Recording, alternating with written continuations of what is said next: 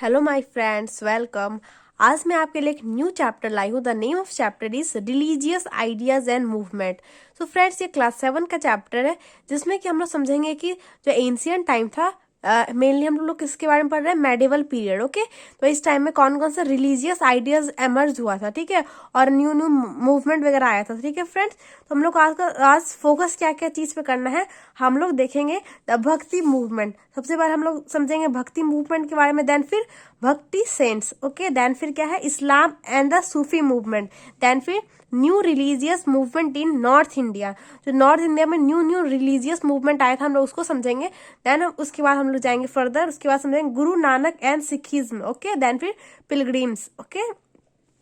तो first topic से हम लोग स्टार्ट करते हैं। First topic is what, the bhakti movement. मतलब भक्ति, भक्ति का एक हिंदी वर्ड है। भक्ति क्या है, एक संस्कृत वर्ड है। उसका क्या मतलब होता है, उसका मतलब डिवोशन होता है, मन में होना चाहिए भगवान के प्रति, तो उसी को कहते हैं भक्ति। तो भक्ति मूवमेंट को स्टार्ट किया गया था मेडिवल पीरियड में, जिसमें कि लोग समझते थे कि हम लोग कैसे डिवोशन में रह सकते हैं, ठीक है।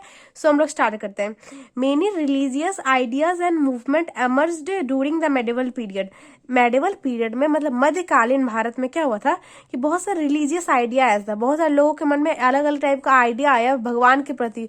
उन्होंने कुछ सुपर एनर्जी होता है, जैसे कुछ नया एनर्जी, कुछ अलग एनर्जी फील होता है, उसे कहते हैं गॉड। तो उसी टाइप का रिलीजियस आइडिया को उन्होंने एमर्ज किया, और फिर अलग अलग मूवमेंट आए जिसमें कि भगवान के प्रति अलग अलग तरह से विश्वास करने के लिए, इसलिए उसे एमर्ज किया गया। Okay, one of these were the bhakti movement and the idea of bhakti. Bhakti movement आया, इसमें से एक क्या है, रिलीजियस आइडियाज में वन आ सकता है भक्ति मूवमेंट, और भक्ति मूवमेंट क्या है, और इसमें आइडिया ऑफ भक्ति भी होगा, ठीक है। द टर्म भक्ति लिटरली ट्रांसलेट टू डिवोशन। जो टर्म भक्ति, इसका क्या मतलब है, डिवोशन, मन में जो भगवान के प्रति डिवोशन होना चाहिए वो है, ठीक है। दो bhakti as a movement emerge around the 7th century in South India.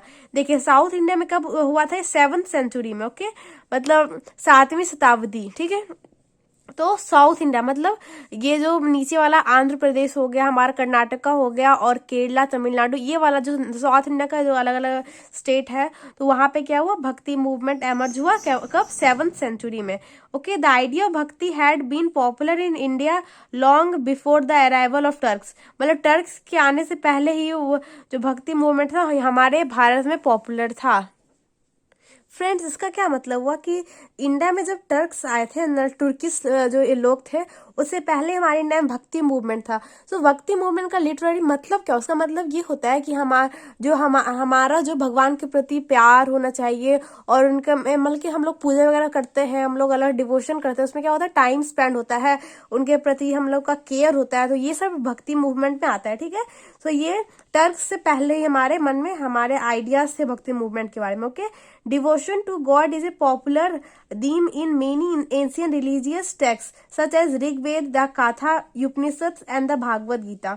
क्या था फ्रेंड्स, डिवोशन हमारा गॉड के प्रति जो था बहुत पॉपुलर है, बहुत पुराने समय से पॉपुलर है, और अलग अलग एंशियंट टेक्स्ट में लिखा गया। जैसे ऋग्वेद हम लोग पढ़ते हैं, उसमें हम लोग को भगवान के प्रति जो उनके प्रति जो एनर्जी है, उनके प्रति जो हमारे अंदर जो स्पेंड करते हैं टाइम, पूजा करते हैं अलग अलग टाइप से, तो वो सब हम लोग पढ़ते हैं ऋग्वेद में, कथा उपनिषद में, और भागवत गीता में हम लोग इसमें स्पेशली हम लोग भगवान के बारे में समझते हैं, ठीक है। However the ancient ideas of bhakti did not propagate devotion to only one god. लेकिन इसमें कह क्या रहा है कि हमारा जो भक्ति मूड में जो हम लोग ध्यान लगाते हैं गॉड को, हम लोग सिर्फ एक ही गॉड को नहीं, हम लोग अलग अलग भगवान को मानते हैं, अग्नि देव, सूर्य देव, और फिर जितने भगवान हम लोग अलग भगवान को मानते हैं, सिर्फ एक ही नहीं है, ठीक है। So in fact it was the bhakti movement which forced on devotion to supreme being. मतलब हम लोग जो भक्ति मूवमेंट में क्या करते हैं, अलग अलग गॉड को एकदम डिवोशन, एकदम उनके ऊपर लव, टाइम, केयर स्पेंड करते हैं, और अच्छे से उनकी पूजा करते हैं। Okay, The Bhakti saints expressed their devotion through music and songs, and the main focus was on the close personal bond between God and the devotee. उसमें बताते further. फ्रेंड्स, जो भक्ति सेंट्स है, मतलब जो भक्ति का आइडिया लाए थे, वो अपना भक्ति दिखाते कैसे हैं, वे क्या करते हैं, वे गाना गाते हैं, भजन गाते हैं, अलग अलग टाइप का म्यूजिक करते हैं, जिनसे उनका दिखता है कि पर्सनल बॉन्ड बिटवीन उनका और भगवान का, ठीक है। तो ये हो गया।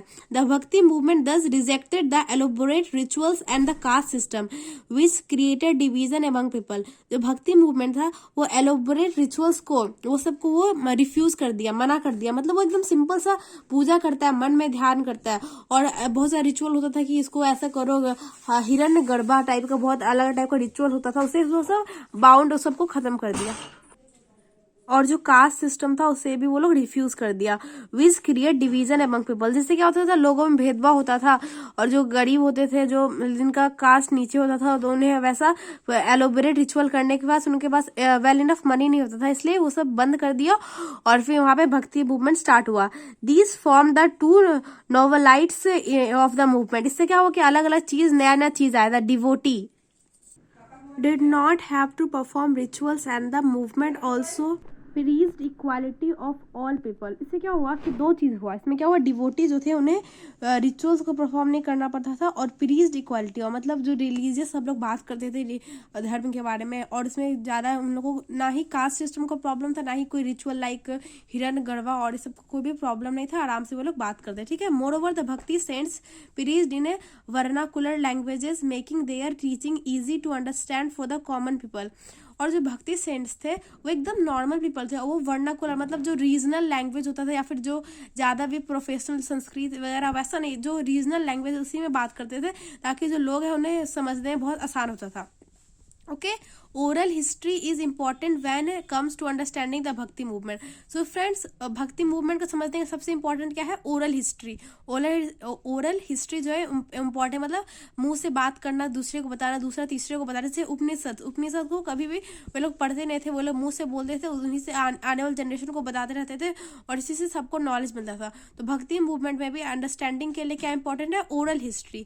सो फ्रेंड्स, आज के लिए बस इतना ही। मैं आपको नेक्स्ट वीडियो में बताऊंगी भक्ति सेंट्स के बारे में। Thank you. If you like the video then hit the like button and don't forget subscribe my channel. Thank you.